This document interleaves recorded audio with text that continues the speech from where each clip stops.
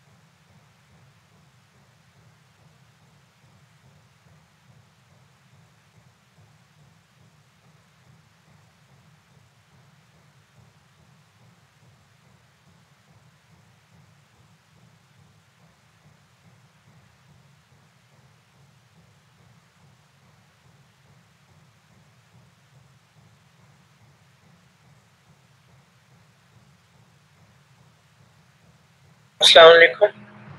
वालेकुम सलाम। पूरा क्या हाल है? अल्हम्दुलिल्लाह। आप कैसे हैं? ठीक है भाई, शुक्र।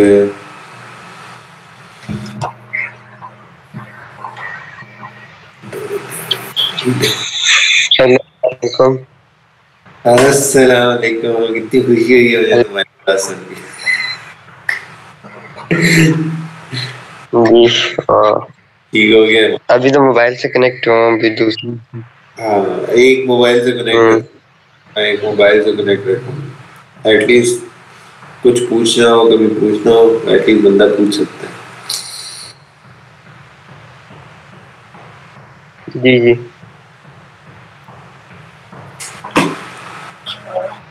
मेरी आवाज आ रही है आज? हाँ, आ रही है।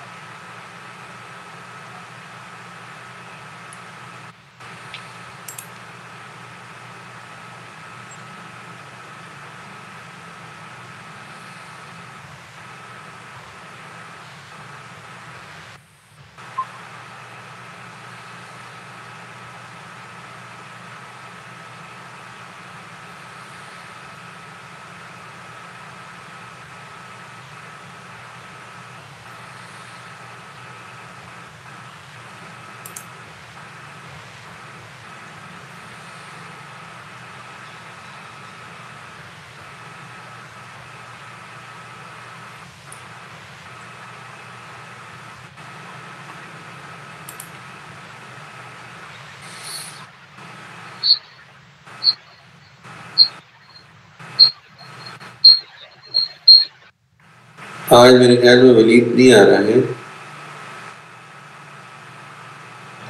पता नहीं, मैं उसको एक सेकंड कॉल भी कर लेता हूँ, ट्राई कर लेता हूँ, लेकिन उसने मुझे कहा था कि आएगा।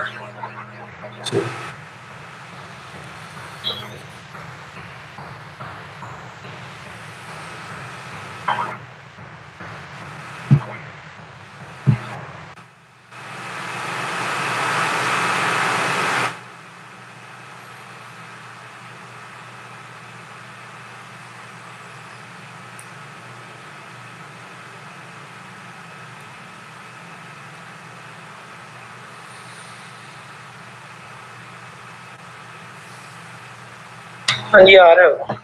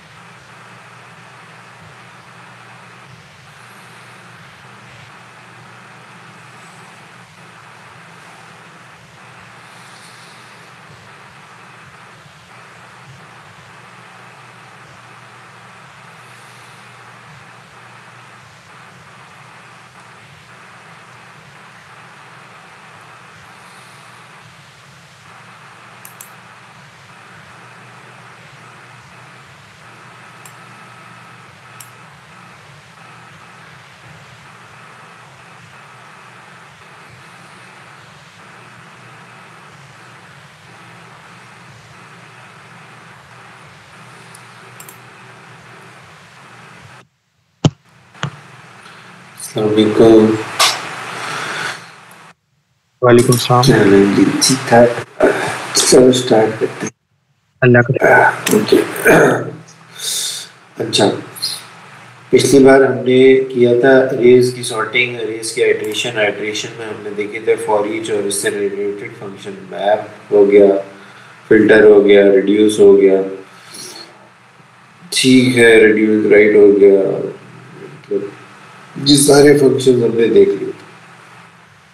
ठीक है, आज हम आगे करेंगे, कोशिश करेंगे हम बूलियन कंपैरिजन तक चले जाएं। ये जो है ये छोटे छोटे हम जल्दी जल्दी कर लेंगे।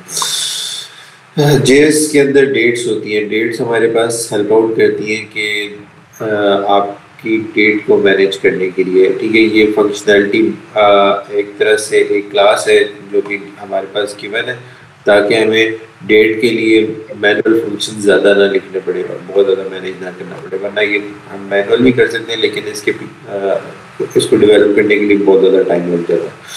तो आउट ऑफ द बॉक्स इन्होंने हमें ये फंक्शनलिटी दी है कि डेट का ऑब्जेक्ट है, उसको इनिशियलाइज करने के लिए न्यू डेट इस्तेमाल करते हैं।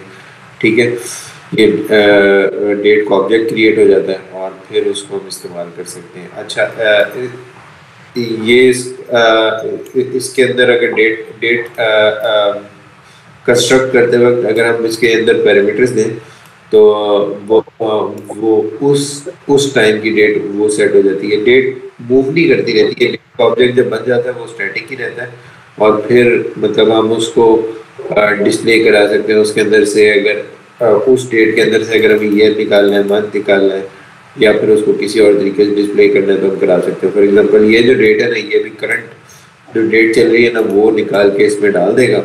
अब फिर इस ऑब्जेक्ट को हम इस्तेमाल करना चाहें नहीं इस्तेमाल करना चाहें वो हम पर डिपेंड करता है। अब इसमें क्या कर रहा है, इसमें करंट डेट डाल देगा और इसके अंदर ख़ास किस्म की वो डेट डालेगा। ठीक है, अब ख़ास किस्म की डेट के लिए ये जो पैरामीटर्स हैं उसके अरेंजमेंट के हिसाब से आप इसके अंदर जो चीज़ें डालेंगे वो इसके अंदर फिल आउट हो जाएगी और वो ख़ास डेट यहाँ बन जाएगी। फॉर एग्जांपल जैसे यहाँ पे 2018 का 11वां मंथ का 24वीं तारीख की 10वां घंटा का 33 मिनट्स का 30 सेकंड्स का इतने 0 मिलीसेकंड। ठीक है, तो अगर हम इसमें कुछ पैरामीटर्स नहीं देते तो बाकी पैरामीटर्स जो हैं वो 0 0 हो जाते हैं। ठीक है, बाकी जो पैरामीटर्स नहीं दिए वो 0 0 हो जाएंगे। ठीक है, तो या फिर अगर हम डेट में नहीं देते तो क्या कहते हैं 2018 देंगे तो पहला महीना पहला मंथ हो जाएगा और घंटा वगैरह घंटा वगैरह भी इसी तरह सबसे पहला 0 0 हो जाएगा। अच्छा, हमारे पास ये डेट बन रही है, डेट बन रही है, ये डेट बन रही है, ये डेट बन रही है, ये डेट बन रही है, ये डेट बन रही है। ठीक है, इसी तरह आप अगर दो देंगे तो वो 19 को कंसिडर करेगा ईयर के केस में। ठीक है, अच्छा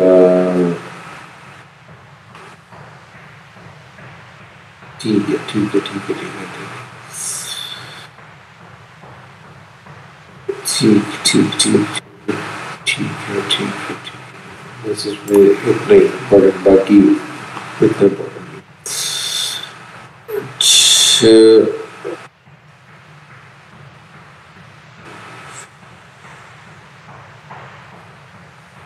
अच्छा डेट के कुछ फॉर्मेट है, कुछ एग्जांपल यहाँ पर दी हुई हैं।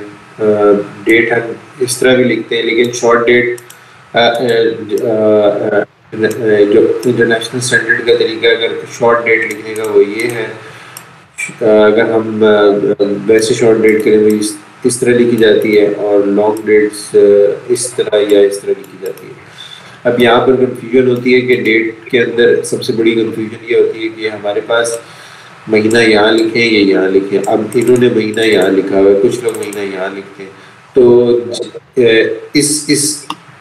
इसकी हम डेट के अंदर ना एज अ स्ट्रिंग भी ये पास कर सकते हैं डेट। लेकिन सबसे बड़ी कंफ्यूजन होती है कि आप इसको जो डेट दे रहे हो इसके लिए अंडरस्टैंड करना मुश्किल होता है कि आप महीना यहाँ पर दोगे या यहाँ पर दोगे। तो जो इंटरनेशनल स्टैंडर्ड का तरीका है ना वो तो ये है कि आप इस तरह करके डेट दो स्ट्रिंग के अंदर, तो वो उसको समझेगा कि मैं महीना बीच में आ रहा है और डेट आखिर में आ रही है और ये ईयर पहले आ रहा है, ठीक है। तो इसी तरह ईयर और मंथ भी इसी तरह आप दो, और अगर ईयर देना सिंपल ये दो, ठीक है। अच्छा, जिस तरह मैंने बताया अभी, ये यहाँ तक मैंने बताया, ठीक है। ये इंटरनेशनल स्टैंडर्ड तरीका है डेट को देने का, ठीक है। उसके बाद टाइम अगर देना है तो टाइम सेपरेट करने के लिए आप टी देते हैं बीच में, ठीक है। उसके बाद फिर आप घंटा देते हैं, फिर आवर देते हैं, फिर क्या कहते हैं सेकंड देते हैं, और आगे मिली सेकंड भी आता है, ठीक है। तो अगर देना चाहे तो दे दे, नहीं देना चाहे तो नहीं। ये आखिर में जो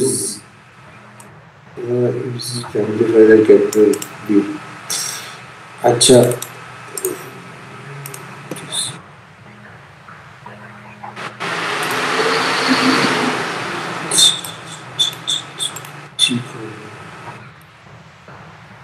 अच्छा, जो जी ये इन्होंने बताया भाई, ये क्या कहते हैं, जो सबसे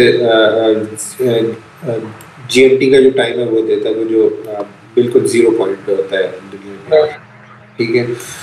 तो टाइम जोन्स हमारे पास बैठे करते हैं, बाकी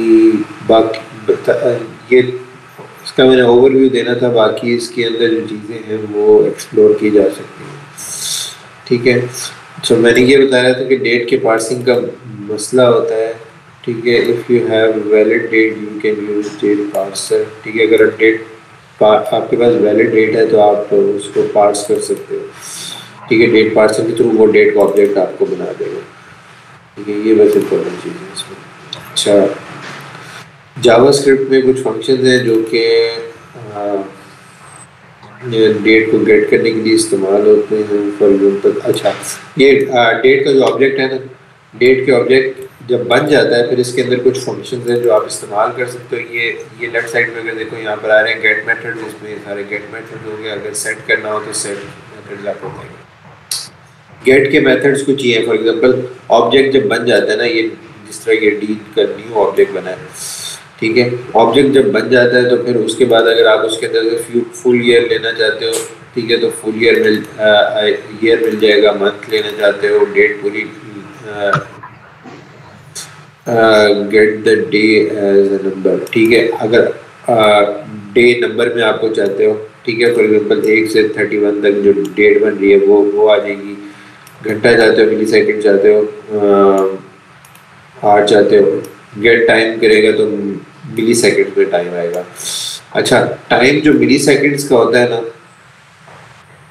वो ये एक स्टैंडर्ड है, जनवरी 1 1970 और उसके बारात के 12 बजे बिल्कुल स्टार्ट करो, ठीक है। जब आप गेट टाइम करोगे, ठीक है, या तो आपको मिली सेकेंड में टाइम मिलेगा। वो मिली सेकेंड्स कैलकुलेट होता है कि इस टाइम से अभी तक कितने मिली सेकेंड है, ठीक है, ठीक है। इसकी एग्जांपल ये है, न्यू डेट, ठीक है, डॉट गेट टाइम क्या, ठीक है। ये जो मिली सेकेंड मिल रहे हैं ना, ठीक है, ये भी हम अगर बार बार देखते हैं, ठीक है, ये मिली सेकेंड्स हैं कि इस तारीख से अभी तक कितने मिली सेकेंड है। तो अगर आपने जो तारीख दी है, फॉर एग्जांपल वो इससे पीछे की है, अगर मैं इसको अंदर डालूं 1950, ठीक है, ठीक है, और गेट टाइम करूं तो यहाँ पर माइनस यानी कि इस टाइम से पीछे है, तो वो कैलकुलेट करता है कि इस टाइम से पीछे कितने मिल सकते, ठीक हो गया। अच्छा, डेट के अंदर हम डायरेक्ट मिली सेकेंड भी अगर डाल देंगे ना तो वो टाइम निकाल देगा। फॉर एग्जांपल मैंने यहाँ पर डायरेक्ट मिली सेकेंड डाल दिए थे, और ये जो मिली सेकेंड है ये तकरीबन अभी का मिली सेकेंड था, थोड़ी देर पहले मैंने एंटर दबाया था ना, उस टाइम का मिली सेकेंड। अब मैं जब इसको न्यू डेट करता हूँ ना और यहाँ पर देखता हूँ तो यहाँ पर आज की तारीख आ रही है 6:17, अभी 6:18 हो रहे हैं, ठीक है। तो ये उस वक्त का मिली सेकेंड जो हमने डाला था वो भी एक्सेप्ट कर लेता है डायरेक्टली अगर हम डालें। अच्छा अच्छा, ये सारे फंक्शंस हैं कि जब आपके पास ये ऑब्जेक्ट बन जाता है तो आप उसको इस्तेमाल कर सकते हो। अच्छा, ये मैंने न्यू ऑब्जेक्ट करके हम वेरिएबल में डाल के उससे भी हम इस्तेमाल कर सकते हैं, और अगर हम वेरिएबल ना बनाना चाहें, हम डायरेक्ट इस्तेमाल करना चाहें तो डायरेक्टली इसके आगे डॉट गेट डेट या गेट डे डायरेक्टली भी इस्तेमाल कर सकते हैं। कि मैं डायरेक्टली इस्तेमाल कर रहा के दिखा रहा था। और अगर हम ये जो हमने वेरिएबल बनाया है, ठीक है, उससे भी करना चाहें तो उससे भी कर सकते हैं। एक ही बात, ठीक हो गया। अच्छा ठीक है, ये सारे फंक्शन हैं जो डेट को गेट करते हैं, ठीक है। अच्छा, सेट मेथड क्या है कि जो आपका अब डेट का ये मैंने ऑब्जेक्ट बनाया, छोटा हो गया लगता है, ठीक है। ये मैंने डेट का ऑब्जेक्ट बनाया है, ठीक है। क्या कहते हैं, ये डेट का ऑब्जेक्ट। अब इसके अंदर क्या ये सारी तारीख है, 24 तारीख 2020 6:17। इसको मैं अब सेट करना चाहता हूँ, सेट फुल ईयर, ठीक है। इसके अंदर मैं दे दूंगा ईयर कर दूंगा 2012, ठीक है। अब मैं डेट को खोल के देखूंगा, ठीक है। अब मैं डेट को खोल के देखूंगा, बाकी सारी वैल्यू सेम है, सिर्फ आपका ईयर जो है वो तब्दील हुआ। तो ये था कि अगर आपने कोई खास चीज़ें इसमें से चेंज करनी है तो वो भी कर सकते हैं। ये हमारे पास डेट्स की कहानी ख़त्म हुई, बाकी चीज़ें दोबारा देखनी होगी, यहाँ पर बंदा आ सकता है। मैथ का भी इसी तरह जल्दी से निकालेंगे। मैथ के अंदर कुछ फंक्शन है। मैथ एक हमारे पास कह लो कि लाइब्रेरी है, ये क्लास है, ठीक है, इसके अंदर अवेलेबल है, ठीक है। और क्या कहते हैं, आउट ऑफ द बॉक्स इसके अंदर भी हमें कुछ फंक्शंस मिलते हैं, ठीक है। जैसे ये सारे ABS नाम से एब्सोल्यूट हो रहा है। एब्सोल्यूट का मतलब होता है कि अगर नेगेटिव हो तो उसको पॉजिटिव करेगा, पॉजिटिव हो तो पॉजिटिव रहने देगा, ठीक है। इस तरह कॉस का फंक्शन, एक्सपोनेंशियल का फंक्शन, फ्लोर का फंक्शन, सीलिंग का फंक्शन, मिन का फंक्शन, मैक्स का फंक्शन, पावर का फंक्शन, रैंडम नंबर जनरेट करने का function, sine, root, square root, tan, ये सारे फंक्शन हमें मैथ के अंदर मिलता है। अब ये मैथ डॉट पाई करेंगे तो ये कांस्टेंट भी इसके अंदर, ये सारे कांस्टेंट्स हैं, pi, log, e, square root की वैल्यू, ठीक है। तो ये हमारे पास out of the box as a constants भी पड़ेगा, ठीक है। तो ये मैथ की लाइब्रेरी है। राउंड क्या करेगा, राउंडिंग कर देगा, 4.7 को 4.5 बना देगा, पावर करेगा, square root, absolute, ceiling, floor, sine, cos, min, max, ठीक है। रैंडम नंबर जनरेट करेगा, ठीक है। और ये हमारे पास कुछ कांस्टेंट, ठीक हो गया। अब इसके अंदर ये सारे तो मतलब देख लेते हैं। रैंडम नंबर जो है वो थोड़ा इम्पोर्टेंट है कि कंप्यूटर में ये भी जो रैंडम है, ये रैंडम नंबर तकरीबन सारी लैंग्वेजेस में इस्तेमाल होता है, और इसको क्या कहते हैं, इस्तेमाल करने का एक तरीका है। फॉर एग्जांपल मैथ डॉट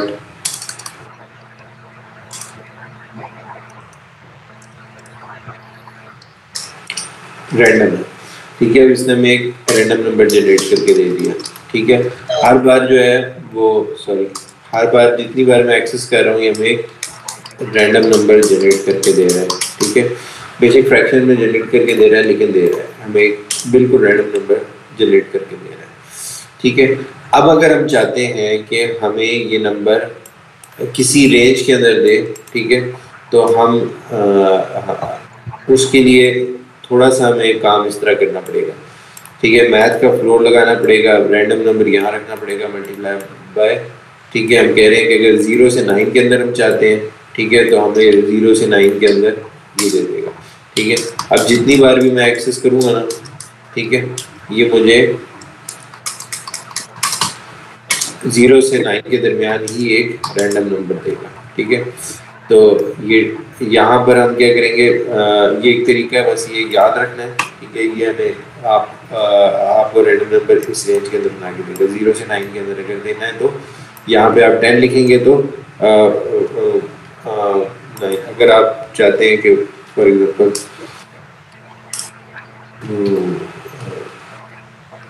अब आगे देखते हैं, ठीक है।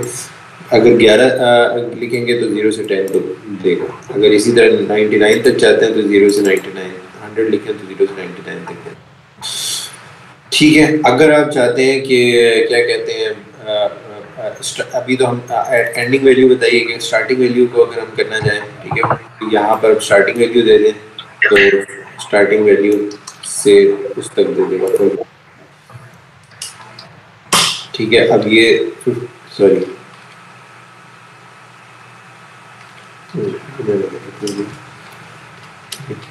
अब ये 1 से 10 तक देगा, ठीक है। अब मैं यहाँ करता हूँ 7, ठीक है, तो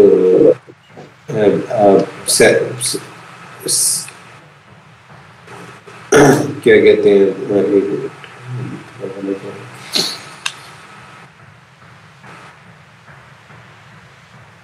अच्छा ये करेगा, ये +1 करेगा ये कि आपकी सिर्फ जो 0 से स्टार्ट हो रही थी ना वैल्यू, उसको इंक्रीज कर रहा है, ठीक है, स्टार्टिंग पॉइंट को नहीं कर रहा है, सॉरी गलत हो गया, ठीक है। अगर आप चाहते हैं कि मिन और मैक्स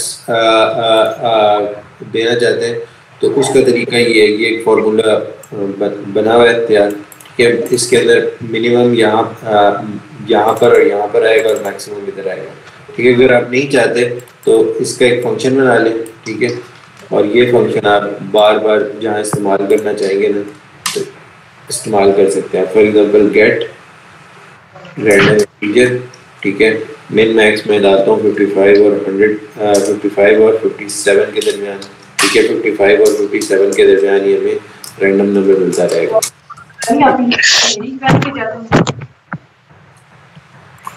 ये हमारा रैंडम भी हो गया। अब इम्पोर्टेंट है ये बूलियन कंपैरिजन कंडीशन। ये हमारे पास 3 चीज़ें जो कि कंडीशन से रिलेटेड काम करती हैं। बूलियन क्या है? True false. कंप्यूटर में होता है ट्रू फॉल्स 0 1, ठीक है, ऑन होगा, ठीक है। तो बूलियन के अंदर जो वैल्यू होती है वो ट्रू या फॉल्स होती है, ठीक है। ट्रू या फॉल्स अगर मैं अभी देखो मैं यहाँ पर लिख रहा हूँ, ठीक है, ABCD ये देख रहे हो, थोड़ा सा इसका काला रंग है, लेकिन जैसे मैं ट्रू एक्सेप्ट करता हूँ क्योंकि एक वैल्यू है, इसने उसको ब्लू कर दिया कि ये बूलियन वैल्यू है, जिस तरह के मतलब कीवर्ड है, ठीक है, ट्रू या फॉल्स। लेकिन ये कीवर्ड जो है ये एक बूलियन वैल्यू है। जब आप किसी वेरिएबल के अंदर असाइन करेंगे तो उसकी वैल्यू ये हो जाएगी ट्रू या फॉल्स, ठीक है, ट्रू, और इसको आप फॉल्स भी कर सकते हैं, ठीक है। ठीक हो गया। अब बूलियन जो है हाँ उसको छोड़ो, ये देखो बूलियन जो है वो कंपेयरिंग से आपको भी रिजल्ट प्रोवाइड करता है। For example 10 is greater than 9 करेंगे ना, इसका रिजल्ट आपको ट्रू या फॉल्स बूलियन रिजल्ट पे ये प्रोवाइड करेगा, ठीक है। 10 इज ग्रेटर देन 9 किया तो आपको रिटर्न इसने ट्रू कर दिया, ठीक है, और अब 10 इज लेस देन 9 करेंगे तो आपको फॉल्स इसने रिटर्न कर दिया। ठीक हो गया। इसी तरह double equal, less than, greater than के जो ऑपरेटर से जो रिजल्ट आएगा वो बूलियन में आपको मिलेगा। अच्छा, जावास्क्रिप्ट में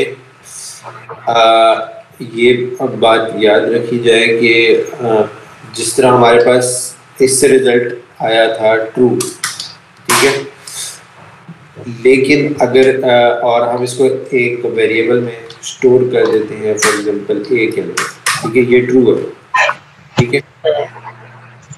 अगर जावास्क्रिप्ट में किसी वेरिएबल के अंदर कोई वैल्यू हो, फॉर एग्जांपल 100 हो गई, ठीक है, 1 हो गई, ठीक है, या फिर ठीक है ये तो उस वेरिएबल को भी ट्रू समझा जाता है, ठीक है। इसकी एग्जांपल मैं आगे जाके कंपैरिजन में समझाऊंगा, लेकिन जब भी वैल्यू किसी ऑब्जेक्ट के अंदर पड़ी हो उसको भी एक तरह से ट्रू समझा जाता है, सिवाय कि अगर उसके अंदर वैल्यू स्पेसिफिकली 0 पड़ी हो, ठीक है। 0 का मतलब होता है फॉल्स, ठीक है, ठीक है। और इसी तरह 1 या 1 ग्रेटर जो वैल्यू होगी उसका मतलब होगा, और उसका मतलब भी होगा एक तरह से ट्रू, ठीक है। ये छोटी सी बात है, पता होनी चाहिए, लेकिन ना भी पता हो तो कोई बड़ी बात नहीं है, ठीक है। The Boolean value 0 is false, ठीक है।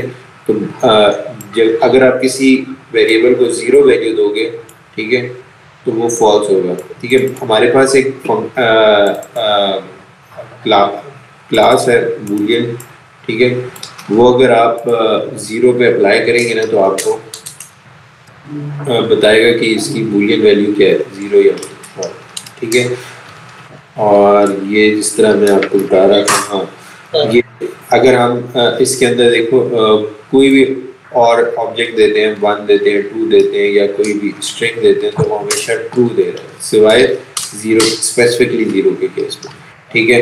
या फिर आप इसके अंदर अनडिफाइंड दे दें, ठीक है, उस केस में फॉल्स है, या नल दे दें, वो फॉल्स है, ठीक है। ये सारी चीज़ें फॉल्स है। अगर हम कोई एक वेरिएबल बनाते हैं, ठीक है, ए, ठीक है, और उसके अंदर कोई वैल्यू असाइन नहीं करते, इसके अंदर बाय डिफॉल्ट वैल्यू क्या है, अनडिफाइंड है, ठीक है। मैं कह रहा हूँ बूलियन ए, ठीक है, इसकी वैल्यू हमें क्या मिली, फॉल्स मिली, ठीक है।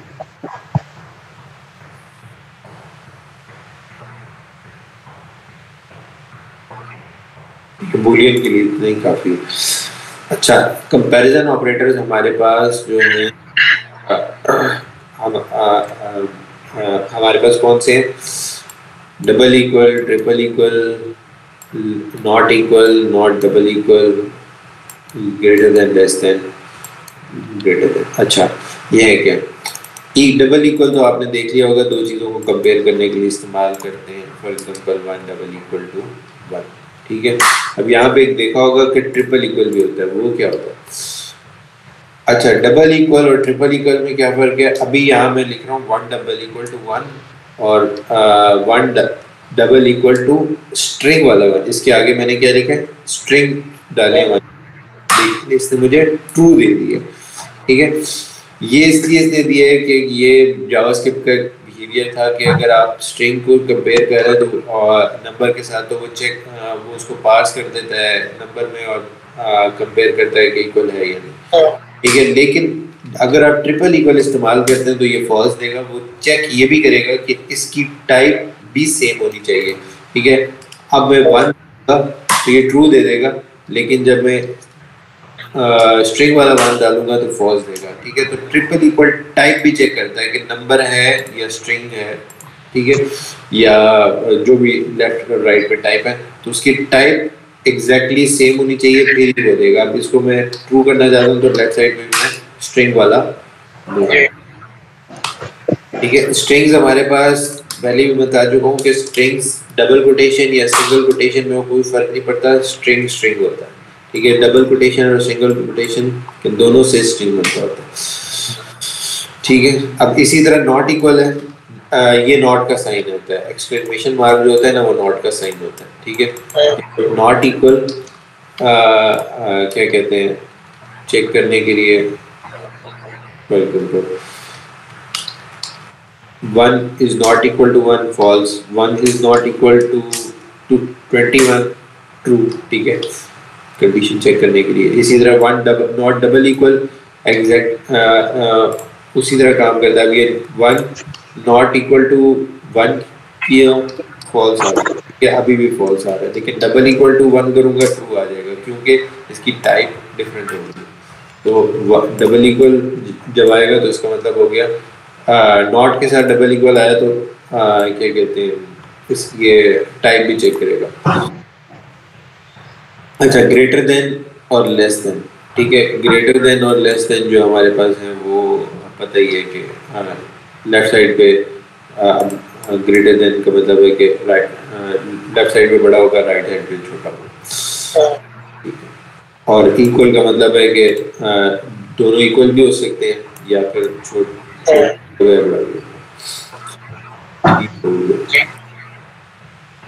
कंपैरिजन। कंडीशंस पे आ जाते हैं। ठीक है, कंपैरिजन ऑपरेटर्स हमने पढ़ लिए कि greater than less than equal, ये इस्तेमाल होते हैं कंडीशंस के अंदर। पता नहीं ये पहले पढ़ा है कि नहीं, लेकिन ये हमारे पास कंडीशंस होती हैं और ये बहुत इंपॉर्टेंट है क्योंकि प्रोग्रामिंग में एक ये बहुत इस्तेमाल होते हैं और एक लूप्स बहुत ज़्यादा इस्तेमाल होते हैं। कंडीशंस क्या होती हैं? यहाँ पे हम जब प्रोग्रामिंग कर रहे हो, ठीक है, कोड लिख रहे हो, ठीक है, तो यहाँ पे अभी मैं लिखूँगा कंसोल। सबसे पहले मैं लिख रहा हूँ console.log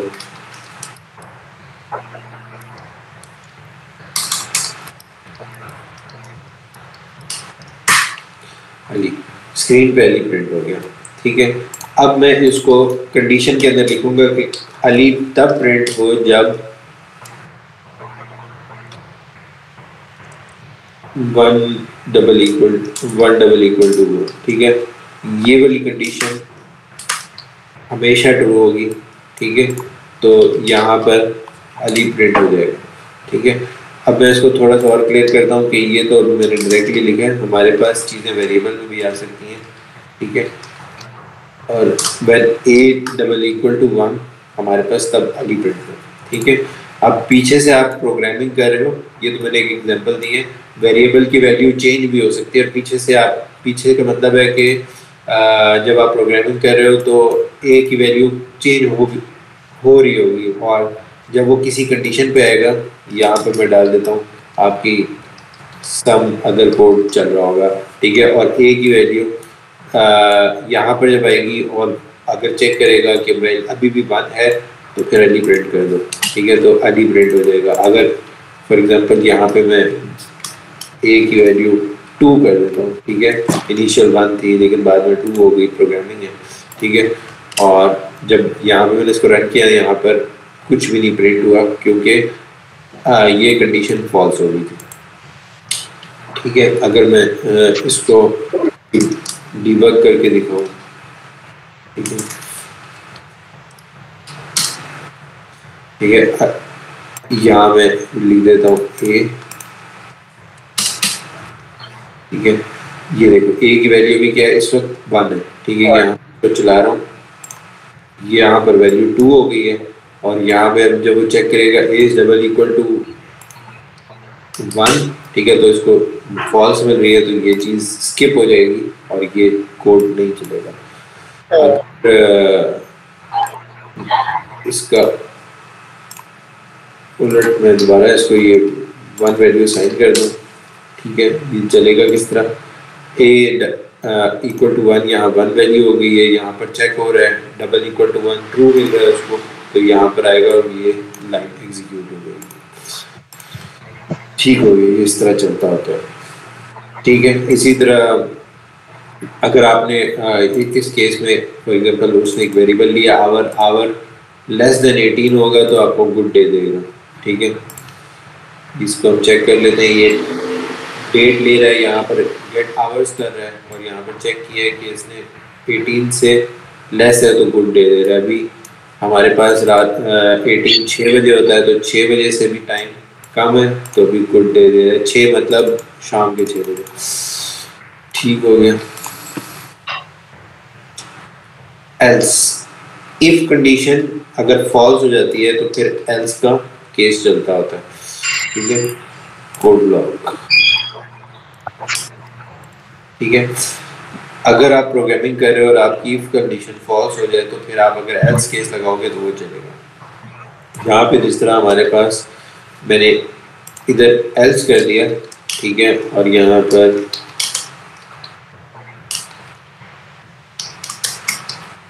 ये दो कंडीशन लगाई है। एक कंडीशन लगाई है कि क्या कहते हैं, अगर 1 है तो ये प्रिंट करो, ठीक है, और अगर 1 नहीं है तो एल्स के केस में जाओ और ये प्रिंट करो। अगर एल्स भी डालोगे तो कुछ भी नहीं होगा, लेकिन अगर एल्स डालोगे तो वो वाला कोड ब्लॉक चलेगा कि पहला वाला अगर फॉल्स हो जाता है तो ये वाला तो चलेगा ही चलेगा बाय डिफॉल्ट।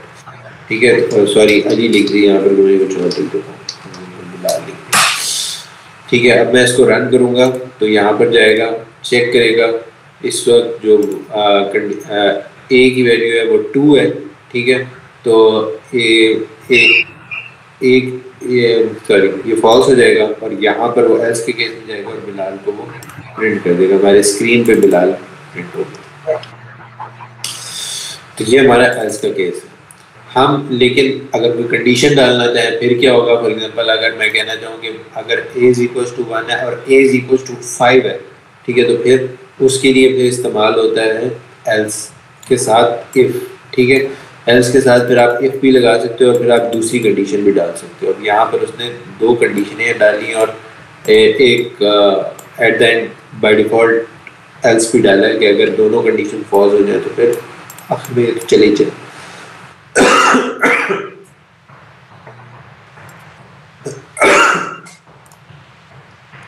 ठीक है, अब इसके साथ यहाँ पर इसने इफ डाल दिए, ठीक है, a = मैं यहाँ पर 5 कर रहा हूँ, ठीक है।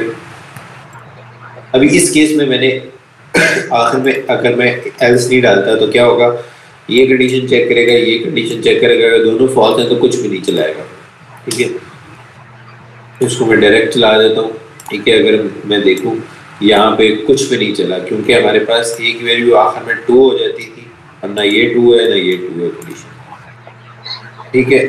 अब मैं इसको 5 कर देता हूँ, डिबग कर 2 मिनट के लिए रिमूव कर रहा हूँ, ठीक है। तो हमारे पास बिलाल आ रहा है क्योंकि आखिरी वैल्यू 5 थी, ठीक हो गया। तो यहाँ पे उसने कंडीशन चेक की है, ठीक है। और अगर मैं यहाँ पर एल्स डाल देता हूँ तो एल्स की कंडीशन चलेगी जब दोनों ऊपर वाली कंडीशन फॉल्स होगी।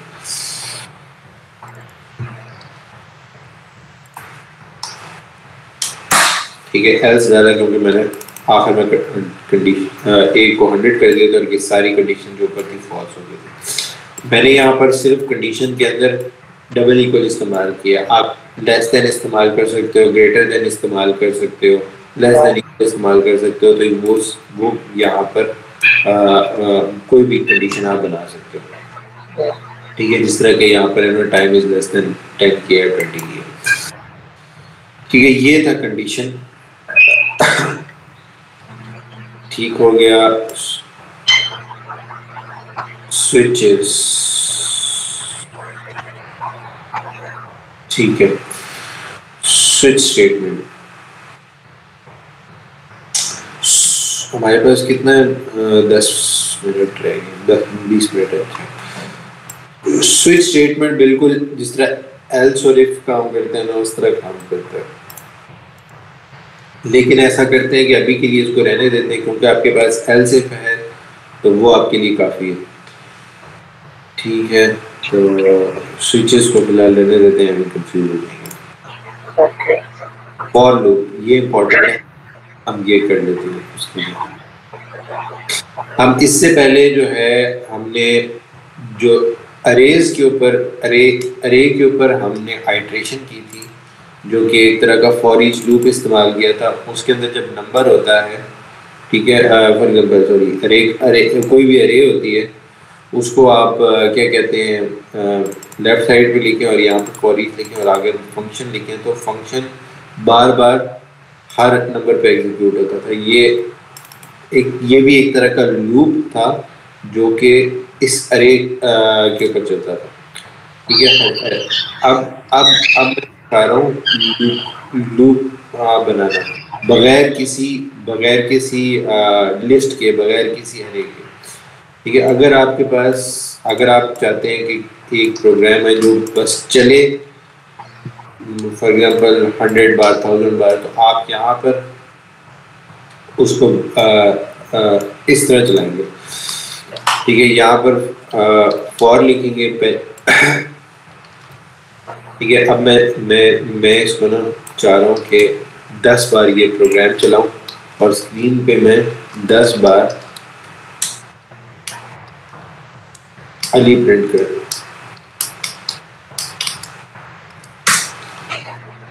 अच्छा, वैसे 10 बार हुआ है, यहाँ पर 10 लिखा रहा है क्योंकि आप कंसोल पे कोई भी चीज़ आप लूप में अगर बार बार प्रिंट करें ना तो वो इकट्ठी हो जाती है।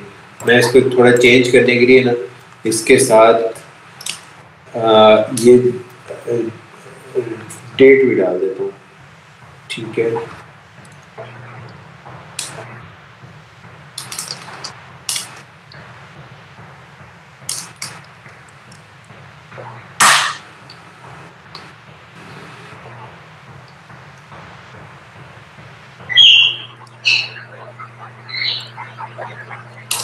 ठीक, लो सेकंड नहीं आ रहा, इसको छोड़ो, फिलहाल ये जो नंबर आ रहा है ये ठीक है। अब क्या हुआ कि अली 10 बार प्रिंट हो गया, ठीक है। 0 से लेकर 10 टाइम्स बन रहा है, ठीक है। अगर मैं चाहूँ कि ये लूप 100 बार चले तो 100 बार प्रिंट होगा, ठीक है। तो फॉर लूप के अंदर होते हैं 3 चीज़ें, ठीक है। 3 चीज़ें कौन कौन सी होती हैं? फॉर इस तरह स्टार्ट होता है, यहाँ पे लिखते हैं फॉर। सबसे पहला होता है कि आपने स्टार्टिंग किधर से करनी है।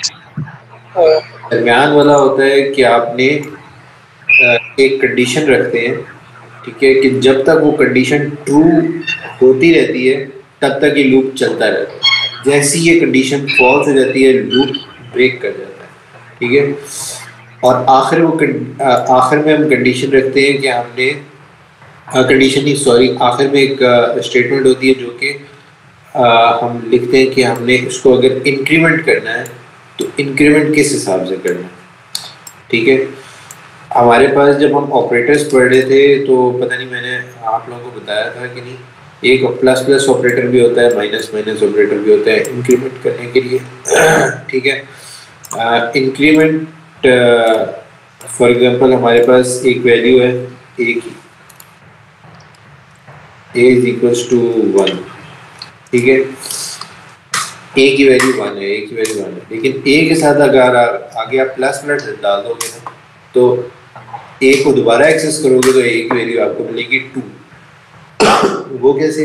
क्योंकि a प्लस प्लस का अगर एक शॉर्टकट है जो अगर इसको थोड़ा लंबा करके लिखें तो इसका मतलब होता है a is equals to a plus 1, ठीक है। a प्लस प्लस का मतलब है कि a जब एग्जीक्यूट हो तो उसके अंदर एक वैल्यू ऐड हो जाए, ठीक है। तो a equals to a plus 1 अगर हम कर रहे हैं ना तो हमें 3 मिल रहा है, 4 मिल रहा है, 5 मिल रहा है। इसी तरह a प्लस प्लस कर रहे हैं ना और हम वैल्यू देख रहे हैं तो हमारे पास अब 7 आ रही है। इसका भी यही मतलब होता है a equals to a plus 1, ठीक है, ठीक है। तो यही चीज़ यहाँ पर इस्तेमाल हुई है। हम एक्सप्लिसिटली लिख सकते हैं i equals to i plus 1 या फिर i प्लस प्लस, दोनों का एक ही मतलब है, ठीक है।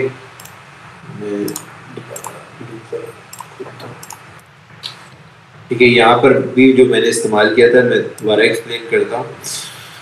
सबसे पहले हम वेरिएबल अगर नहीं है बना हुआ तो बनाते हैं, अगर वेरिएबल पहले से बना हुआ है तो यहाँ पर वेरिएबल बनाने की कोई ज़रूरत नहीं। यहाँ पर सिर्फ बताएं कि आप उसको स्टार्टिंग पॉइंट क्या रखें। सेकंड में आप बताते हैं कि कंडीशन जब तक ट्रू होती रहेगी तब तक चलेगा, ठीक है। इस कंडीशन को जैसी ये फॉल्स होगी तो ख़त्म हो जाएगा। और ये होगा कि हर लूप में एक इंक्रीमेंट किस हिसाब से होगा। यहाँ पर इंक्रीमेंट हमने प्लस प्लस रखा है तो यानी कि एक बार इंक्रीमेंट होगा। और ये जो नीचे कोड है ब्रैकेट के अंदर ये हर लूप में चलेगा। जिस तरह फॉर ईच में हर बार वो फंक्शन चलता था, इस तरह ये ब्रैकेट के अंदर जो कोड आप लिखेंगे ये हर बार लूप में चलता रहेगा जब तक ये कंडीशन ट्रू रहेगी, ठीक है। तो एक बार दोबारा चलाता हूँ, इसको मैं 3 तक लिखता हूँ।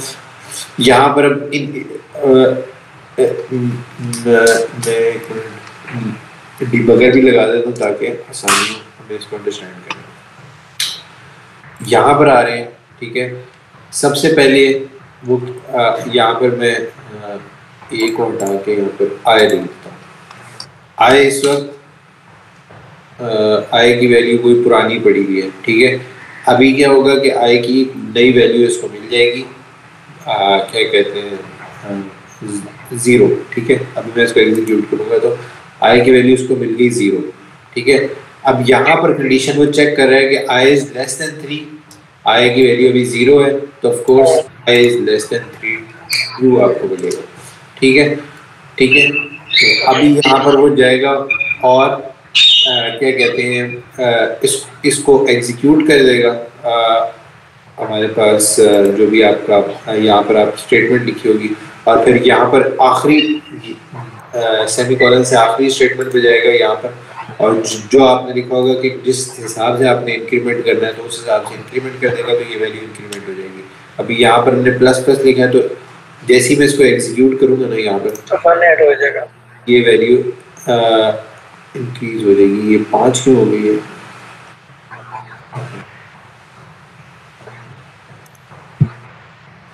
ये क्या होगा 5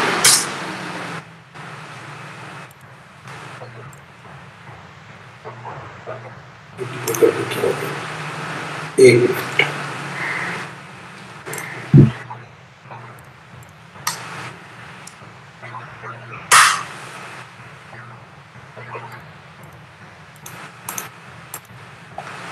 पता नहीं, मेरे ख्याल में मुझसे गलत बटन दब गया था। अब ये दूसरी आइटरेशन स्टार्ट होगी और आई की वैल्यू 1 हो गई है, ठीक है। यहाँ पे भी आई लेस देन 3 है तो ट्रू मिल रहा है, ये एग्जीक्यूट दोबारा होगा। फिर नेक्स्ट आइटरेशन में हमारा आई प्लस प्लस हुआ और 1 से 2 वो वैल्यू हो गई। और क्या कहते हैं अब आप देख रहे हो कि ये जो स्टेटमेंट है ये बार बार एग्जीक्यूट नहीं हो रही। जब ये खत्म होगा लूप तो यहाँ पर हमेशा यहाँ पर आएगा और चेक करेगा वैल्यू कंडीशन ट्रू हो रही है। फिर क्या होगा, फिर इस पर जंप कर जाएगा, यहाँ पर इसके अंदर जितनी भी आपने स्टेटमेंट लिखी होंगी वो एग्जीक्यूट होंगी। उसके बाद यहाँ पर जंप कर जाएगा, ठीक है, और यहाँ पर जो आपने इंक्रीमेंट रखा होगा उस हिसाब से इंक्रीमेंट करेगा। फिर जब खत्म हो जाएगा तो फिर यहाँ पर आ जाएगा। अब यहाँ पर वैल्यू आई की वैल्यू अब देखो 3 हो चुकी है। I is less than 3 condition यहाँ पर फॉल्स हो रही है क्योंकि हमने इक्वल नहीं डाला, तो 3 इज लेस देन 3 फॉल्स है, ठीक है। तो यहाँ पर लूप ब्रेक कर जाएगा और ये वाला कंसोल लॉग प्रिंट नहीं हुआ और ये बाहर निकल जाएगा। और स्क्रीन पे अगर आप देखो 0 थी, 1 थी, 2 थी, 3 प्रिंट नहीं हुआ क्योंकि वो कंडीशन फॉल्स हो गई थी और लूप हमारा टूट गया। तो ये फॉर लूप है।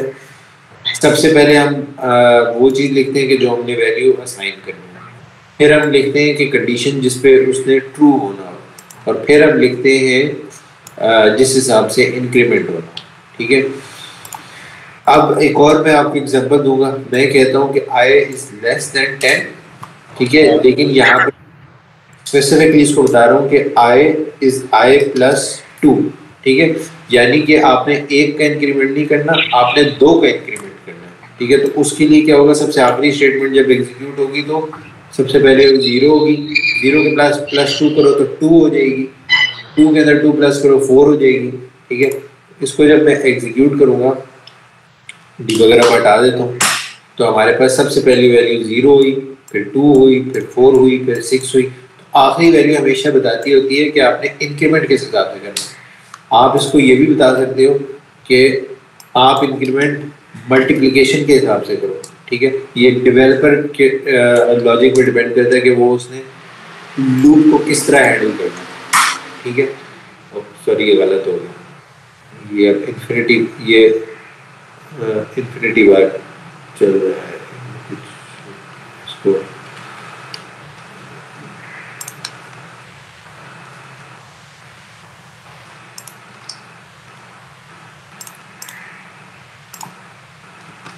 मुझे उसको बंद करना पड़ा, ठीक है।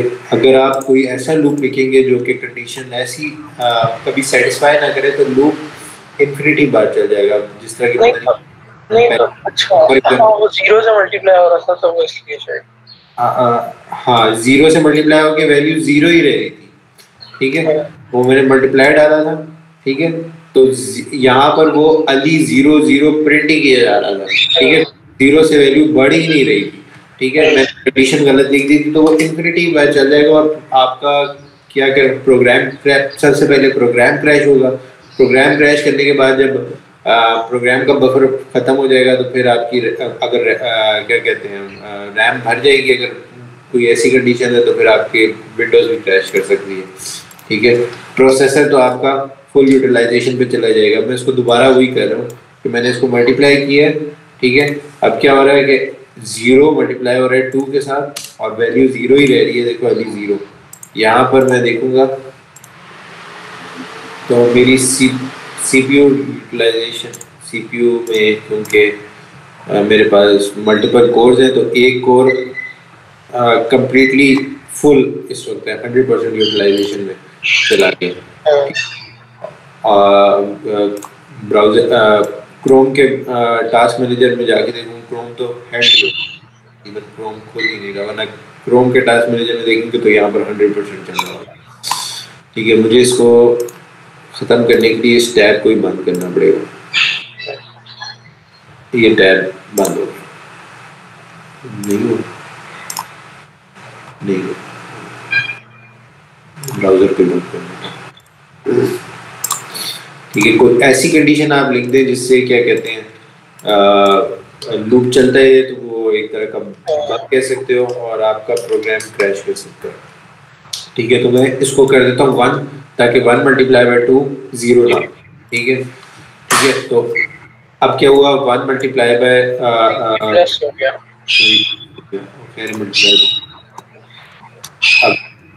मल्टीप्लाई करता हूँ। ठीक है, 1 मल्टीप्लाई बाय 2 के साथ 2 आया, फिर 2 मल्टीप्लाई 2 4 आ गया, 4 मल्टीप्लाई 2 हुआ 8 आ गया, और 8 मल्टीप्लाई 2 जब 16 हुआ तो क्या कहते हैं ये कंडीशन फॉल्स हो गई, 16 इज लेस देन 10, तो ये वाला चला ही नहीं। ठीक हो गया, तो हमारे पास ये चीज़ इस तरह चलती होती है। ठीक है, फॉर लूप की थोड़ा सा मेरा टाइम लिया 5-10 मिनट, लेकिन इसका समझाने का ये इम्पोर्टेंट इसलिए कि ये लूप बहुत ज़्यादा इस प्रोग्रामिंग में इस्तेमाल होता है। ठीक है, अब इन्होंने क्या किया हुआ है, जो कार्स है ना, कार्स का एक अरे लिया हुआ है। ठीक है, और उसको प्रिंट किया हुआ है। इन्होंने एग्जाम्पल इस तरह दी है कि अरे जो था, अगर हमारे पास फॉर एग्जांपल हम फॉर ईच ना इस्तेमाल करें और फॉर लूप ना इस्तेमाल करें तो बार बार हमें कार्स को लिखना पड़ेगा, या फिर अगर कंसिडर करो 1000 बार नंबर आपने स्क्रीन पे प्रिंट करना है तो आपको 1000 बार कंसोल लॉग लिखना पड़ेगा, जो कि बहुत बड़ी ख्वारी है डेवलपर के लिए। तो लूप आपको एक बहुत खूबसूरत फंक्शनलिटी देता है कि आप ऑटोमेटिकली उसको कंडीशंस बताएं और वो आपके लिए काम जितनी बार आप चाहते हैं उतनी बार वो कर दें। हमारे पास 3-4 किस्म के लूप्स हैं। आपने आज फॉर लूप पढ़ा, कल हम आज टाइम भी ख़त्म हो गया और आप लोग थक भी गए होंगे, तो हम बाकी फॉर जो किस्म के लूप है ना वो हम कल पढ़ेंगे। ठीक है, हमने आज कंडीशंस पढ़ा जो इम्पोर्टेंट था। ठीक है, ये छोटे छोटे फंक्शन पढ़े, क्लासेस पढ़ी थी मैथ की और डेट्स की। ठीक है, लेकिन हमने इम्पोर्टेंट चीज़ क्या पढ़ी है, कंडीशंस, जो कि if condition, else if condition और एल्स कंडीशन पढ़ी है। ठीक है, और फॉर लूप, ये दो चीज़ें, कंडीशंस और फॉर लूप प्रोग्रामिंग का एक तरह से कोर है। ठीक है, हर प्रोग्रामिंग में ये चीज़ है, और क्या कहते हैं, ये चीज़ हर डेवलपर को आनी चाहिए ताकि वो एक अच्छी प्रोग्रामिंग कर सके। ठीक हो गया, तो ये हमारा फॉर लूप था। तो कल हम 1-2 एग्जांपल करेंगे। अच्छा, लूप मैंने अब पढ़ा लिया आपको। लूप ये जब कल हम लूप ख़त्म करेंगे ना, ठीक है, उसके बाद फिर मैं उससे अगली क्लास में आपको थोड़े से HTML और CSS सिखाऊंगा, और फिर मैं कुछ ना करने को दूंगा, टास्क वगैरह दूंगा ताकि थोड़ी सी प्रैक्टिस भी हो जाए। बाकी फिर जब हमारा ये लूप का टॉपिक थोड़ा प्रैक्टिकल ख़त्म हो जाएगा फिर मैं आगे दोबारा पढ़ाऊँगा। तो क्योंकि लूप एक ऐसी चीज़ है जिसके लिए थोड़ी सी मैं चाहता हूँ लूप और कंडीशंस पे थोड़ी सी प्रैक्टिस हो जाए। ठीक है, मैं अगली क्लास में ये थोड़े कॉन्सेप्ट ख़त्म करूँगा, और अगली क्लास में अगर हो गया तो अगली क्लास में थोड़ा बहुत सिखा दूँगा, नहीं तो फिर उससे अगली क्लास में मैं थोड़ा सा प्रोग्राम बनाना सिखाऊंगा। HTML में हम प्रोग्राम किस तरह बनाते हैं और किस तरह इस्तेमाल करेंगे। ठीक हो गया, तो ये आज की क्लास। चलो, अच्छा हो गया, थैंक यू सो मच। कोई सवाल पूछ लिया करो, कन्फ्यूजन हो किसी ने कुछ पूछा ही तो प्रैक्टिकल करेंगे पता चल जाएगा। हाँ, मतलब कॉन्सेप्ट तकरीबन पता होने चाहिए, लेकिन क्या कहते हैं प्रैक्टिकल में भी जाएंगे तो आहिस्ते आहिस्ते चीज़ें क्लियर हो जाएंगी। ठीक है, तो हम प्रैक्टिकल पे कल या कल से अगली क्लास में जाएंगे। ठीक हो गया? ठीक है। ठीक हो गया था। जी ओके, अल्लाह हाफिज़। अल्लाह हाफिज़। अल्लाह हाफ़िज़। अल्लाह हाफ़िज़।